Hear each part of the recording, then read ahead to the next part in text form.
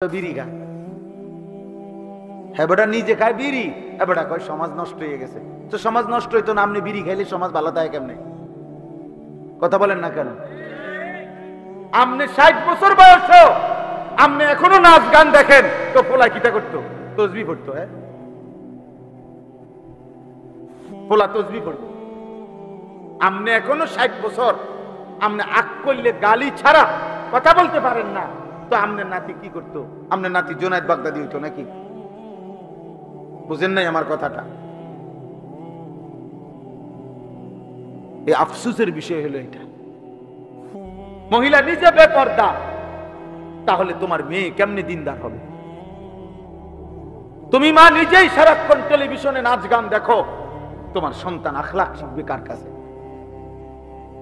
আরবিতে বলা হয় আল বাইতু মাদ্রাসাতুন উলা লিল আওলাদ। প্রত্যেক সন্তানের প্রথম মাদ্রাসা, বিদ্যালয়, শিক্ষা নিকেতন তার ঘর।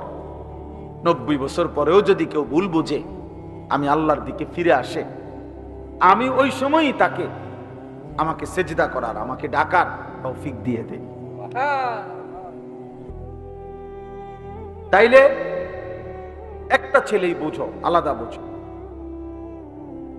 আল্লাহ তাআলা আমাদের প্রত্যেকের ভিতরে সৃষ্টিগতভাবে আল্লাহকে মানার যোগ্যতা দিয়েছে, ফিতরাত। এটাকে আরবিতে ফিতরাত বলে, কোরআন সুন্নাহর ভাষা। ফিতরাত মানে স্বভাবজাত যোগ্যতা, সৃষ্টিগত যোগ্যতা। এবং আল্লাহ বলছেন আমি এটা কখনোই বদলাই না।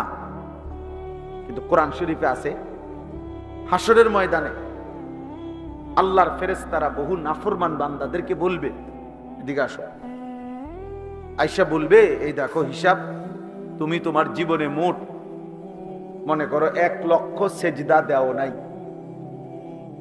এখন এগুলা দাও, এখন হাসরের মাঠে এগুলা দাও। ওয়ায়ুদআউনা ইলা সুজুদ, কোরআন শরীফের আয়াত। আল্লাহর ফেরেশতারা বলবে নাফরমান এখন সেজদা দাও। কোরআনুল কারীমে আল্লাহ বলছে, ভাইয়া ফালা ইস্তাতিউন, ওই নাফরমান তখন লক্ষবার চেষ্টা করবে কিন্তু আর একটা সেজদাও দিতে পারবে। আর কোনইটা, হাঁটুটা আর ভাঙবে না, কোনই আর ভাঙবে, কোমর আর ভাঙবে। এবার সে ইচ্ছে করলেও সেজদা দিতে, কোরআন শরীফের আয়াত। কোরআনুল কারীমের মধ্যে আছে প্রত্যেক নাফরমান মৃত্যুর সময় আর কিছুদিন বাঁচতে চায়। আল্লাহ এবার যদি একটু সময় দেন, আমি নেক আমল করি। আজরাইলকে দেখার পরে প্রত্যেক পাপী আল্লাহর কাছে এটা বলে, কোরআন শরীফে আছে, হাত্তা ইযা জাআ আহাদাহুমুল মাউত ক্বালা রাব্বিরজিউন। কিন্তু আল্লাহ তাআলা বলবেন কাল্লা, কখনো। আজরাইলকে সামনে এনে আমি কাউকে দুনিয়ায় আর ফেরত দেই। আজরাইল চলে আসতে এবার যেতেই, এবার বন্দিগি করলেও যাইতে হবে, নাফরমানি করলেও কি চলে যেতে। কিন্তু প্রত্যেক নাফরমান সুযোগ চাই, কিন্তু পাবে। কোরআন শরীফে আছে হাসরের ময়দানে প্রত্যেক পাপী আবার আল্লাহর কাছে দুনিয়ায় ফেরত আসার সুযোগ চাই। রব্বানা আখিরনা ইলা আজালিন করিব নুজিব দাওয়াতাকা ওয়া নাত্তাবিউল মুরসালিন। আল্লাহ আমারে দুনিয়ায় একটু সময়ের জন্য ফেরত দেন, আমি আপনার সব কথা মেনে নেব এবং রাসূলের সব কথা অনুসরণ করব। এবার যদি যেতে পারে, আল্লাহ বলবেন না, আর হবে। 3 নম্বরে জাহান্নামে, এই অপদার্থ কোথাকার, বেটা এখান থেকে ওঠ, বেটা যা, বেটা এখান থেকে ওঠো, ফালতু কোথাকার বেটা। তোমার মতো শ্রোতা না হলে চলবে বেটা।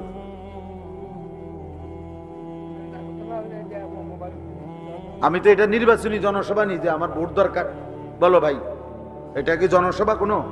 তো আমি বেশি লোক আর কম লোক দিয়ে আমার সমস্যা কি?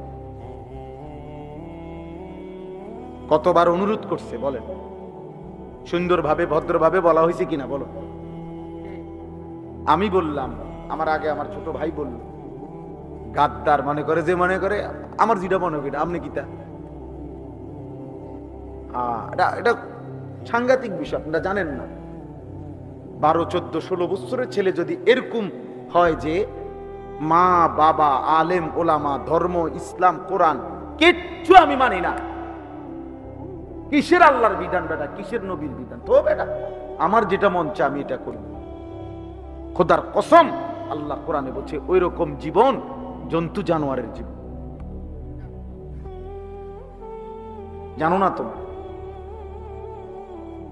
ওই জীবন ইনসানের জীবন না, মানুষের জীবন না। যে জীবন কাউকে মানে না,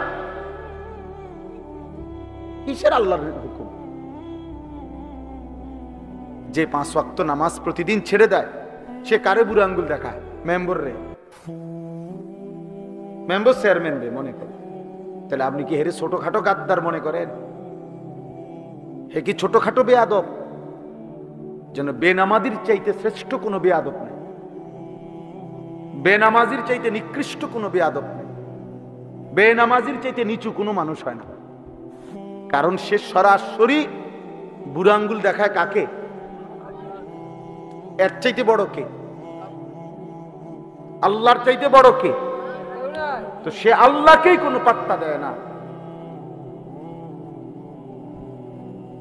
এজন্য এটা সবসময় মনে রাখবা ছেলে, যার কপালে সেজদা নাই, এজন্য আল্লাহ তাআলা কি পরিমাণ গোসা হইছেন, সেজদা দিতে দেরি করছে কেন?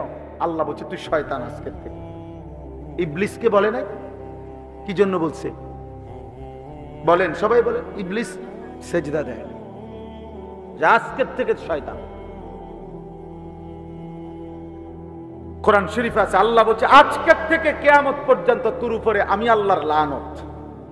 কোরআন শরীফের আয়াত, ওয়া ইন্না আলাইকাল লানাতা ইলা ইয়াউমিন। সেজদা দিলি না নাফরমান, আজকের থেকে লানত কিয়ামত পর্যন্ত। খামখেয়ালি মনে করো? ভাত খাও দেখা নাকি ঘুমতেতে পারো দেখা, মানুষের বেডি চাও মোবাইলে, নর্তকী দেখো, নাচ গান দেখো, উলঙ্গ দৃশ্য দেখো, কোনো অসুবিধা হয় না। ঘুমাইলে ঘুমাইয়ে, পেশাবে ধরলে পেশাব করো, ভাত পেটের ভোক লাগলে ভাত খাও, আর কি মনে করছে এই নাম তামাশা। কিন্তু তুমি কি দেখো না, রাস্তার জানোয়ারও তো খায়, ঘুমায়, জানোয়ারেরও তো পেশাব পায়খানা করে, রাস্তার জানোয়ারও তো যৌন চাহিদা পূরণ করে, নইলে গরু ছাগলের বাচ্চা হয় কেমনে? তার যদি লজ্জাস্থানের চাহিদা পূরণ না হতো তো কুকুর বিড়ালের বাচ্চা হয় কেমনে? কথা বলেন না কেন? তো তাইলে এরই নাম জীবন, এরই নাম মুসলমান, এর নাম মানুষ। এ শুধু ভাত খাই আর ঘুম যাই আর পেশাব পায়খানা করি আর নারী দেখি, ছবি দেখি, উলঙ্গ দৃশ্য দেখি, নাচ গান নাটক সিনেমা, নর্তকী, জিনা, ব্যভিচার, মদ জুয়া, এরই নাম জীবন? বলো ভাইয়া, এর নাম জিন্দেগি? দেখো, ভেবে দেখো। অতএব ভাবতে শিখো। আমি এটাই বুঝাইতে চাচ্ছিলাম। হাসরের দিন আর রব এর পক্ষ থেকে ফেরেশতা ডাকবে যে নাফরমান সিজদা দাও, সেদিন আর পারবে। আজকে তো যোগ্যতা আছে, আজকে আমাদের কোনই ভাঙে, কোমর বাঁকা হয়, হাঁটু বাঁকা হয়, কেন? সেজদার জন্য, রুকুর জন্য। নাই তো শুধু ভাত খাওয়াই দেওয়ার উদ্দেশ্য হইলে গরুর মতো এক সাইডে রাখলে তো চলতো। গরু এভাবে থাকিয়েই তো তার দুনিয়া ভোগ করে, করে না? অথচ আমরা একজন মানুষ, পৃথিবীতে 4 রকমের আল্লাহর মাখলুক। কিছু দাঁড়িয়ে আছে, কিছু উপর হয়ে আছে, কিছু বসা আছে, কিছু শুয়ে আছে। আর মানুষই একমাত্র ব্যতিক্রম, জামিউল খালায়েক। মানুষ হলো আল্লাহর সমস্ত সৃষ্টির সব অংশ আল্লাহ তাআলা একা মানুষের মধ্যে পূর্ণ দিয়েছেন। এজন্য মানুষকে আল্লাহ তাআলা 4 যোগ্যতা দিয়েছেন। সে দাঁড়াইতেও পারে, সে উপরও হইতে পারে, সে বসতেও পারে, সে শুইতেও। কেন দিছেন? কেন? ভাত খাওয়ার জন্য শুধু? খানা দুনিয়া ভোগ করা? তো এগুলো তো এক একটা সৃষ্টি এক হালাতে থাকেই দুনিয়া ভোগ করে, আমাদের চাইতে বেশি ভোগ করে। একটা বাঘ যে পরিমাণ খায়, মানুষ ওই পরিমাণ খায়? একটা হাতি যে পরিমাণ খায়, মানুষ ওই পরিমাণ খায়? পৃথিবীর সবচেয়ে ধনী মানুষটাও কি হাতির সমান খাইতে পারবে? একটা হাতি, প্রাণীবিদ্যা গবেষকদের কথা হলো 250 কেজি খাবার একদিনে খায়, 90 লিটার পানি পান করে একদিনে। একটা তিমি, 200 জন সামর্থ্যবান যুবক এক বেলা যা খায়, এক লোকমায় তিমি সাগরের এই পরিমাণ খাবার খায়। একটা বাঘ জঙ্গলের কোনদিন এক বেলা পাঙ্গাস বা তেলাপিয়া দিয়া খাইব? তুমি জিঙ্গাই দাও, তুমি বলে দেখো যে ভাই একারে বেশি ভেসে পড়ে রয়েছি আজকে, এই বেলাটা শুধু তুমি পাঙ্গাস দিয়া খাও। ওই খুব একদম দাঁত ফালাই দেবো, বেটা আমরা বংশে জীবনে কেউ গোশত ছাড়া আমরা খাই না। হ্যাঁ, তা দুনিয়া আমাদের চাইতে জানোয়ার বেশি ভোগ করে না? একটা ছেলেই বোঝো ভাইয়া, আলাদা বোঝো। আল্লাহ তোমারও ভালো করে। ধমক দেওয়ার মাকসাদ এটাই, কোনো দুশ্মনী নাই, দুশ্মনী নাই কারোর সাথে, এখানে দ্বন্দ্ব নাই। দ্বন্দ্ব করবো কইতে? যেই রাস্তা একবার আইয়ে তো বুঝ হইয়া গেছে, কলজা ঠান্ডা। গেছি গা ওইদিকে, আবার 10 মিনিট ঘুইরা আবার রাস্তা পাইছি। মাশাআল্লাহ, এই যুগে যে এত সুন্দর রাস্তা আল্লাহর নেয়ামত, আল্লাহ আনাইছে। রাস্তাই তো খুঁজা পাই না। তা এই জন্য বললাম আল্লাহ তাআলা আপনাদেরকে কবুল করেন। ছেলেরা তোমরা বসছো, বাপ মহব্বতেই বসছো, আমরা বুঝি ভালোবাসো বলেই তো বসছো, কলিজায় ঈমান কিছু হলেও আছে দেখেই তো বসছো। আল্লাহ বসাইছে। শুনতে চেষ্টা কর, ভাবতে চেষ্টা কর, ভাবতে চেষ্টা। নিজেরে ভুলে যায় না। আত্মবোলা হয়ে গেলে আর কিছুই থাকে না। এক মানুষের শেষ যে কমপক্ষে সে নিজেকে মনে রাখছে, নিজের ভাবনা, আমার ঈমান, আমার আখিরাত, আমি মরলে কি হবে, আমি কার সামনে দাঁড়াবো, আমি কোথায় যাইতে হবে, আসলে আমি কি করা উচিত, কি করা অনুচিত, এর দূরও যদি মনে না থাকে রে ভাই, তাহলে এক মানুষের জীবনের আর কি থাকে? আমি মা ভুলে গেলাম, বাপ ভুলে গেলাম, পাড়া পড়শি, সমাজ, দেশ, জাতি ভুলে গেলাম, সারা পৃথিবী ভুলে গেলাম, তো নিজেকে ভুলে কেমন? নিজেকে ভুলে কিভাবে? তাইলে এই জন্য বললাম ওই কথাটার মধ্যে ফিরে আসি যে আল্লাহ তাআলা সৃষ্টিগতভাবে প্রত্যেক মানুষকে আল্লাহকে মানার কি দিয়েছেন? যোগ্যতা দিয়েছেন। বুঝছেননি আমার এই কথাটা? আমাদের শরীর, স্বাস্থ্য, গঠন আল্লাহর ইবাদতের উপযুক্ত। আল্লাহই বলছেন ওমা খালাকতুল জিন্না ওয়াল ইনসা ইল্লা লিয়াবুদুন, আমি বানাইছি ইবাদতের জন্য। তার মানে শরীরের মধ্যে আমি আল্লাহ সেই যোগ্যতা দিয়েছি, নাই তো ইবাদত করবে কেমনে সে? এখন আমি যে কথাটা বলছিলাম যে যার বয়স যত কম সে ততটা ফিতরাতের কাছাকাছি, অর্থাৎ ওই যে জন্মলগ্নের যে যোগ্যতাটা আল্লাহ তাআলা তাকে দিছে, ইস্তেদাদটা, এইটা যত বেশি বয়স বাড়ে, হায়াত যত লম্বা হয়, তো ওই ব্যক্তি যদি নাফরমানি করে তো হায়াত যত দূরে যায় তার ওই যোগ্যতাটা তত নষ্ট হয়। হক গ্রহণ করা, আল্লাহকে গ্রহণ করা, আখিরাতকে বুঝতে পারা, নিজের ইবাদত, নিজের আমলটাকে গ্রহণ করা, এইটা যত বয়স কম তত বেশি যোগ্যতা থাকে। এখন মনে করেন, আপনি সহজ কথা বুঝবেন আরো বাংলায়। মনে করেন একটা মানুষ, ছেলে 14 থেকে 15, এই 1 বছরের ভিতরে সে সাবালক হয়, বালেগ হয়, আর বীর্যপাত হয়, তার উপরে গোসল ফরজ হয়। যেদিন থেকে বীর্যপাত হয় সেদিন থেকে সে বালেগ, শরীয়তের সমস্ত হুকুম তার উপরে বর্তাবে এবং সেই সেকেন্ড থেকে তার জিন্দেগির আমল নামার নেকি কিংবা গুনাহ লেখা হবে। তাহলে এখন মনে করেন যার বয়স 20 বছর, তো 15 বছর বয়স থেকে 20, সে মনে করেন এক ওয়াক্ত নামাজ পড়ে না, পড়ে নাই, মিথ্যা বলে, চুরি করে, হারাম কিছু করে। আর আরেকজন আজকে বয়স 60 বছর, তো উনিও এই 60 বছর বয়স পর্যন্ত এখনো উনি আল্লাহর নাফরমানি করে। এত বয়স হয়ে গেছে এখনো সুদ খায়, এখনো কিস্তি নেয়, এখনো কথা বললে গালি ছাড়া কথা বলতে পারে না, বুড়া হয়ে গেছে। অনস আদোয়ানে বসে বসে নর্তকীর নাচ, ছবি, নাটক, সিনেমা এগুলা দেখে। এখন আপনি একটা হিসাব করেন যে এই ছেলের গুনার বয়স কত আর এই বয়স্ক লোকের গুনার বয়স কত?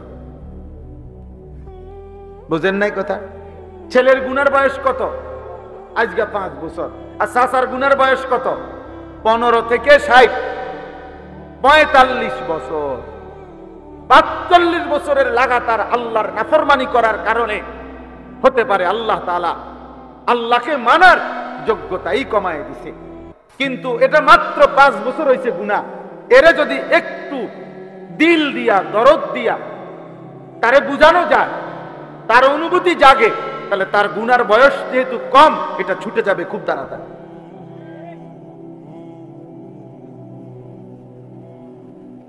ছুটে যাবে খুব তাড়াতাড়ি।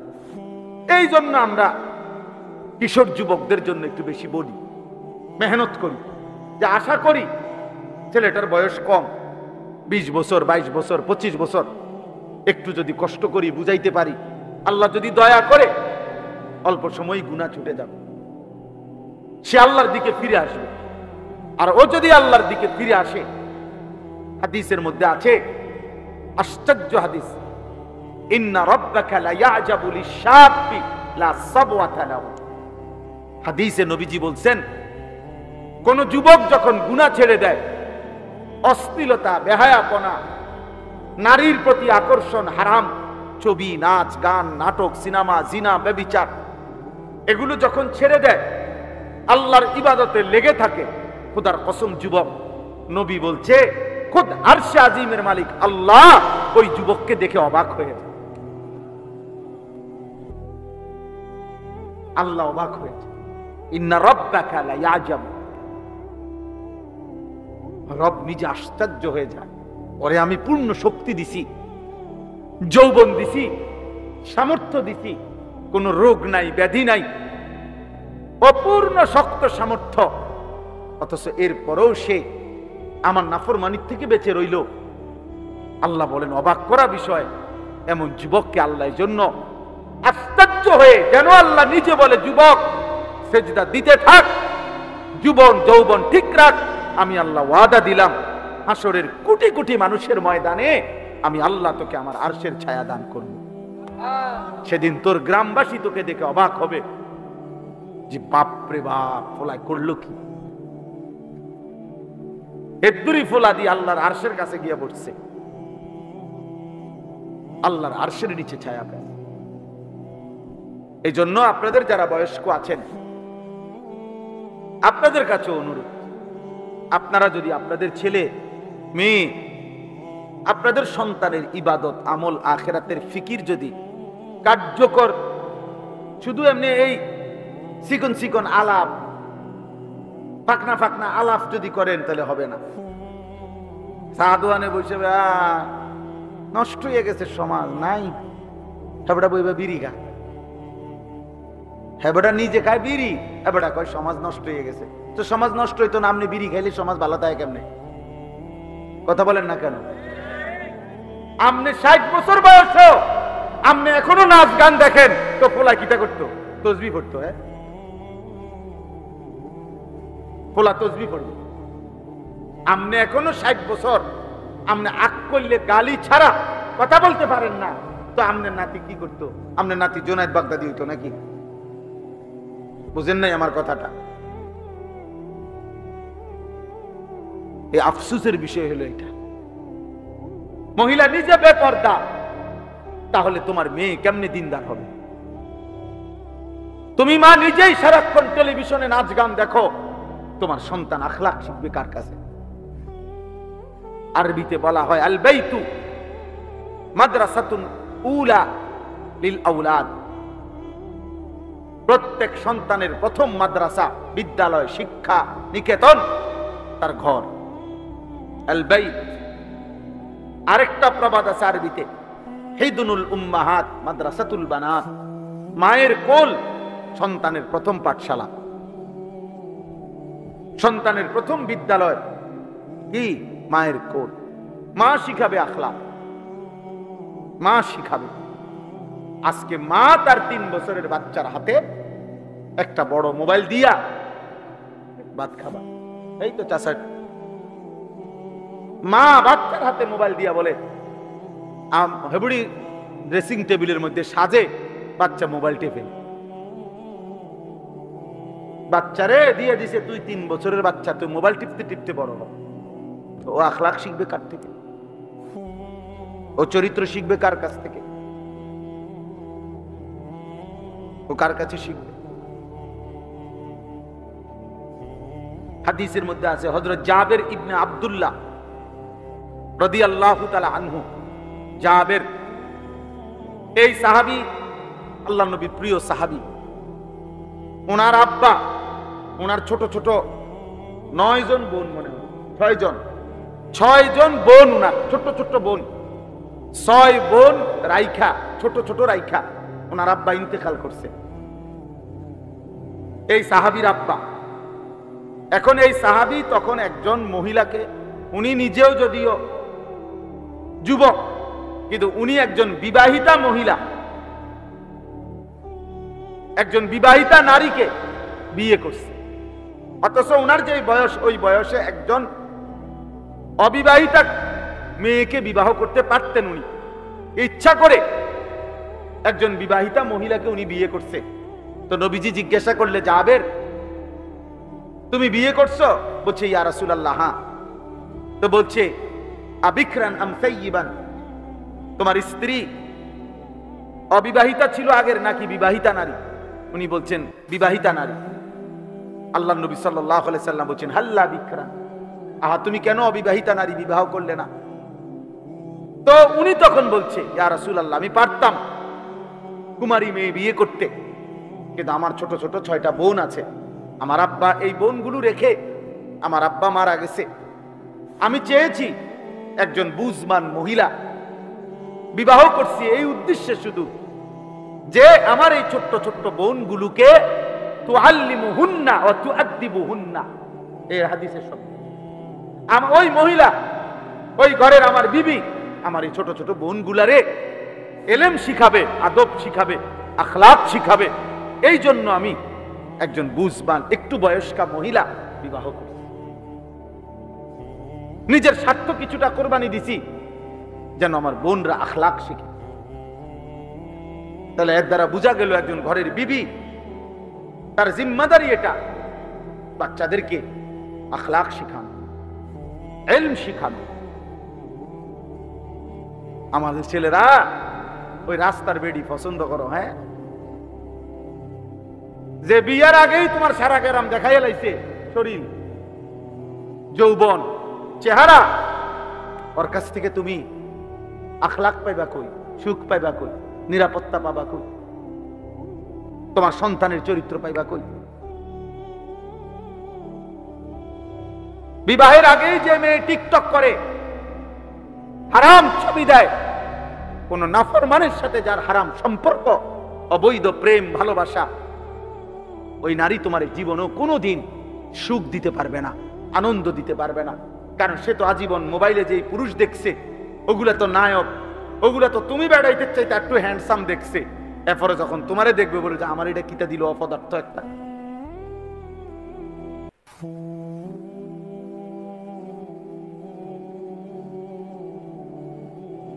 সাংঘাতিক কথা। ওই দিন এক মহিলা এক জঘন্য কথা বলছে এক ছেলে, আমি শুনছি আমার বাসার পাশে। তুই যেই বেড়া, বউ তো দূরে থাক, তুই আড্ডিও পাইতি না।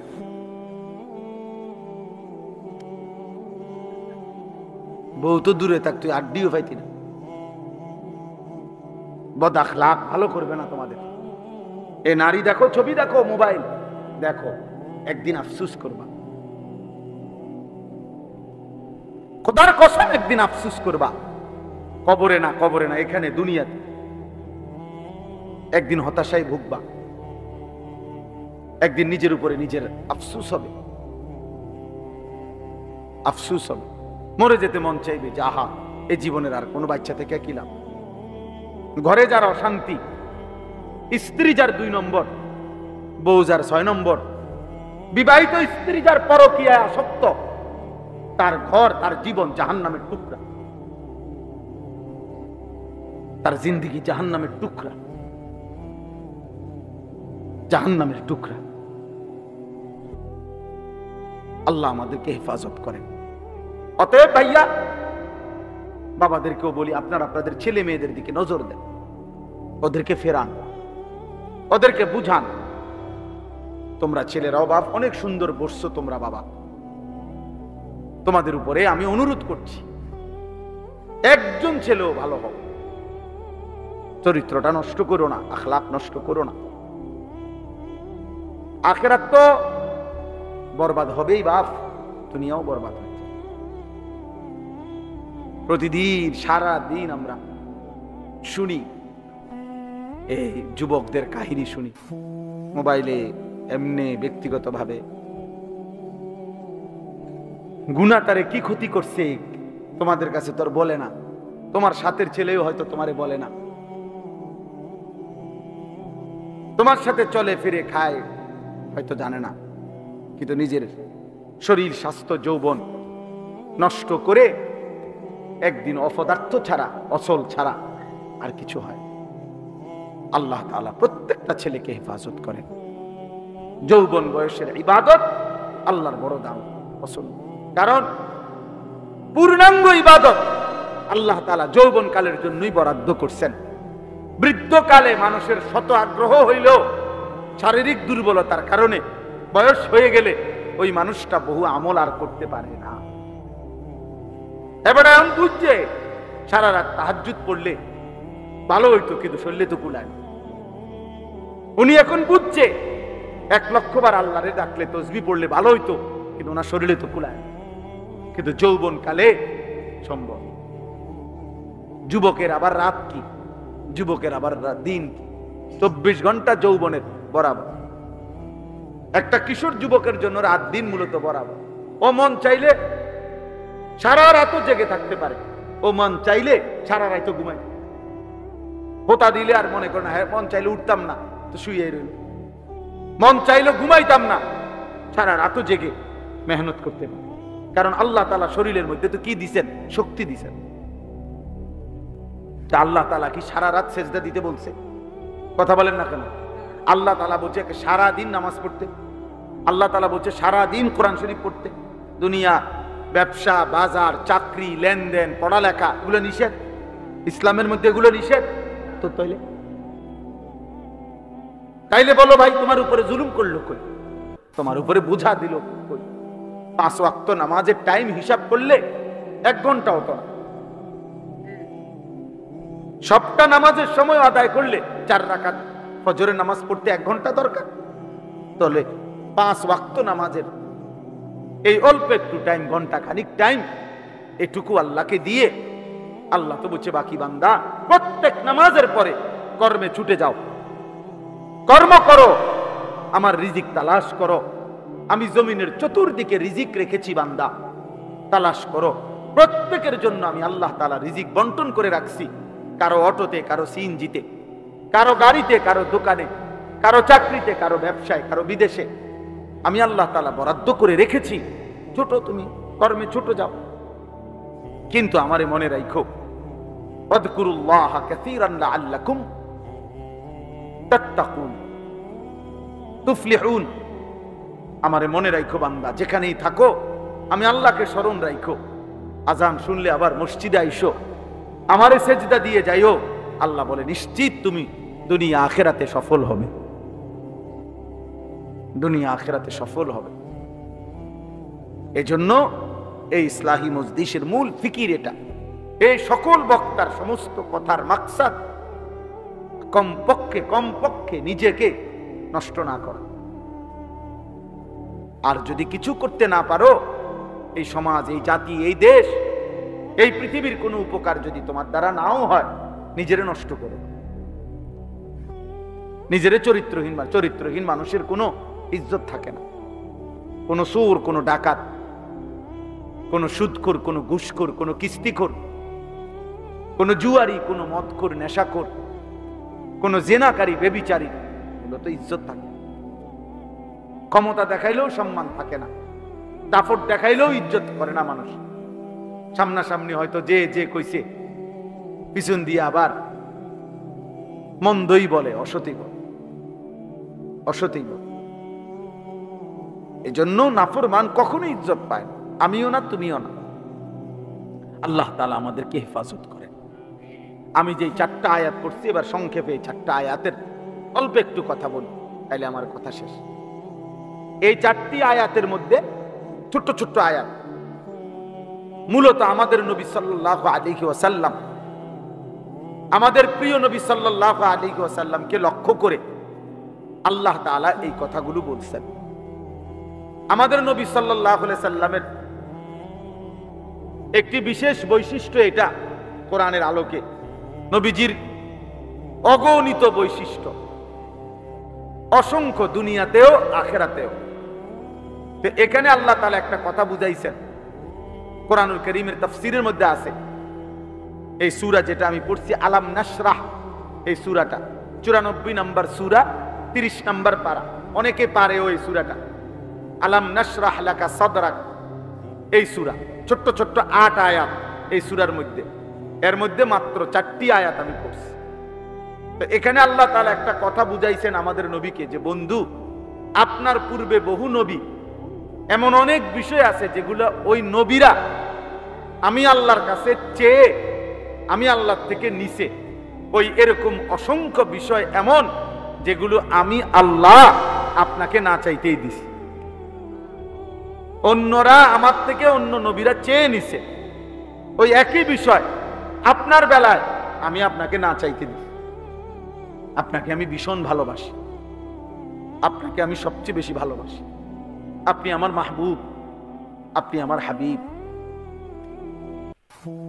আপনারে কেউ কিছু বললে, কোরআনুল কারীমের মধ্যে আছে, যতবার মক্কার কাফেররা নবীজির 23 বছরের জীবনে যে যখন আল্লাহর নবীকে কোনো মন্দ কিছু বলছে, প্রত্যেক কথার জবাব, সান্ত্বনা এবং কাফেরদেরকে তার পাল্টা কথা আল্লাহ তাআলা সরাসরি, আল্লাহ স্বয়ং আল্লাহ বলছেন, আমি নিজে, আমি রব, বন্ধু, আপনাকে কেউ কিছু বললে আমি জবাব দেব।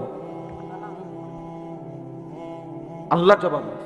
যখনই বলছি, প্রথম দিন, একেবারে প্রথম দিন আবু লাহাব যেদিন কালেমার দাওয়াত দিছে নবীজি, প্রথম দিনে আবু লাহাব বলছিল, মুহাম্মদ তুমি ধ্বংস হও, এজন্য বুঝি আমাদেরকে ডেকেছ। সেদিনই আল্লাহ তাআলা তৎক্ষণাৎ আল্লাহ তাআলা সেদিনে বলে দিছে, তাব্বাত ইয়াদা আবি লাহাব। আবু লাহাব, কাকে বললি? আমার বন্ধুকে বললি, আমার হাবিবকে বললা? যা নাফরমান, আমি আল্লাহ বলে দিলাম, তোর 2 হাত ধ্বংস হোক, তোর সারা দেহ ধ্বংস হোক। মা আগনা আনহু মালুহু ওয়া মা কাসাব। আল্লাহ বলছে, আবু লাহাব, তোর সম্পদ এবং তোর সন্তানাদি কেউ তোমাকে আমি আল্লাহর আযাব থেকে বাঁচাইতে পারবে না। তুমি কারে বলছো জানো না? এরকম অসংখ্য উদাহরণ আছে কোরআন শরীফে, যে নবীজি সাল্লাল্লাহু আলাইহি সাল্লামকে কেউ কিছু বলছে, জবাব দিছে কে? আল্লাহ। আর এখানে হলো আল্লাহ তাআলা বলছে, বন্ধু, অন্য নবী একই জিনিস যেটা চেয়ে নিছে, আমি না চাইতেই আপনাকে দিছি। যেমন একটা উদাহরণ বলি, কোরআনুল কারীমের মধ্যে আছে, হযরত ইব্রাহিম আলাইহিস সালাম আল্লাহর কাছে চাইছে, রব্বি লা তুখজিনি ইয়াওমা ইউবআসুন। আয় আল্লাহ, কিয়ামতের দিন সব মানুষকে যখন কবর থেকে উঠাবেন হাসরের ময়দান, সেদিন আমি ইব্রাহিমকে বেইজ্জতি করেন, আমারে অপমান করেন না। এই কথাইটা ইব্রাহিম নবী আল্লাহর কাছে চাইছে, আল্লাহ বলছে আচ্ছা। কিন্তু আমাদের নবীর বেলায় এসে আল্লাহ তাআলা বলছে, বন্ধু আপনি বলতে হবে না, আমি বললাম, আমি আল্লাহ আগেই বললাম, ইয়াউমা লা ইউখজিল্লাহুন নাবিয়্যা, হাসরের ময়দানে আপনি বন্ধুকে আমি বেইজ্জতি করব না। এই একই কথা অন্য নবী চেয়ে নিছে, আর আমাদের নবীকে আল্লাহ তাআলা নিজের থেকেই বলছে। মুসা আলাইহিস সালাম, ওনার নাম আপনারা শুনছেন না? উনি তুর পাহাড়ে আল্লাহর সাথে কি করতেন? কথা বলতেন। এই কথা বলতে বলতে একদিন উনি আল্লাহরে বলছেন, রব্বি আরিনি, আল্লাহ আমি আপনাকে দেখতে চাই, আমি আপনার দিদার চাই, আমি আপনাকে দেখতে চাই। আল্লাহ বলছে না, লান তারানি, তুমি আমারে দেখতে পারবা না। মুসা নবী চাইছে আল্লাহর কাছে, আল্লাহ আমি আপনাকে দেখতে চাই, কিন্তু তবুও দেখতে পান নাই। আমাদের নবীর বেলায় এসে আল্লাহ তাআলা বলছে, বন্ধু আপনি বলতে হবে না, আপনি চাইতেও হবে না মুসা নবীর মতো, বরং আমি আল্লাহই 11তম বছরে নবীজির বয়স যখন 51, সরাসরি রব্বুল আলামিন জিবরাইলকে পাঠিয়ে জমিন থেকে 7 আসমানের ঊর্ধ্বে, 7 আসমানেরও আরো ঊর্ধ্বে আল্লাহর আরশে আজিমে মেরাজের রাত্রিতে নিজের কাছে নিয়ে আল্লাহ তাআলা বন্ধুকে দিদার দান করছে। বলছেন, বন্ধু মুসা তো চাইছিল, তবুও তাকে দেখা দেই নাই, আপনি চান নাই, আমি নিজের কাছে আইনা দেখা দিলাম। সুবহানাল্লাহ, সুবহানাল্লাহ। এরকম বহু আয়াত আছে। এর এখানে কি, এখানে ওই মুসা নবীর মতো আরেকটা দোয়া আছে। মুসা নবীর, মুসা আলাইহিস সালাম আল্লাহ তাআলার কাছে যখন মুসা নবীকে আল্লাহ তাআলা বলছিলেন, ফেরাউনকে তুমি কালেমার দাওয়াত দাও, ইযহাব ইলা ফিরআউনা ইন্নাহু তাগা, মুসা ফেরাউন বেশি সীমালঙ্ঘন করছে নাফরমানির, তুমি তাকে দাওয়াত দাও, ঈমানের দাওয়াত, কালেমার দাওয়াত দাও। এই ছেলে তোমরাও এখান থেকে নাইমা বসা যায় না, এই অপদার্থ কোথাকার, এটা তোমাদের বাপ দাদার বয়সী মুরব্বী নিচে বসে আছে, ফালতু কোথাকার।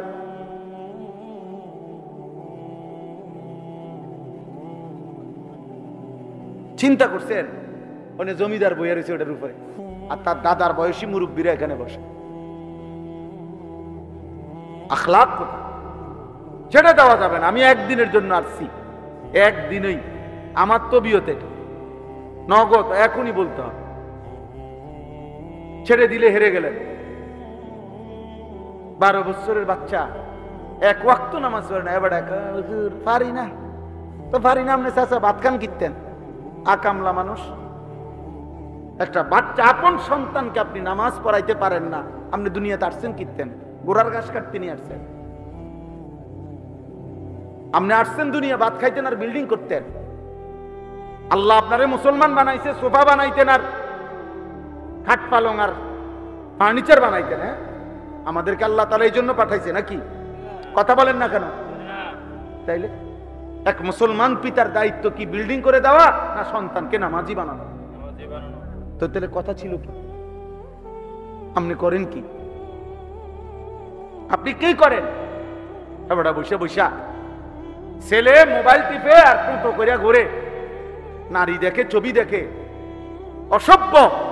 আর এবারে বয়স্ক লোক, তার লাইগা 12 লাখ টাকার সুদ কিস্তিতে বিদেশ পাঠাইবো তারে, মানুষের দ্বারে দ্বারে কিস্তি নেয়, এবারে দুয়ারে দুয়ারে টাকা খুঁজে, আর যেই নাফরমানের জন্য খুঁজতেছে ওই নাফরমান আল্লাহরে একটা সেজদাও দেয়।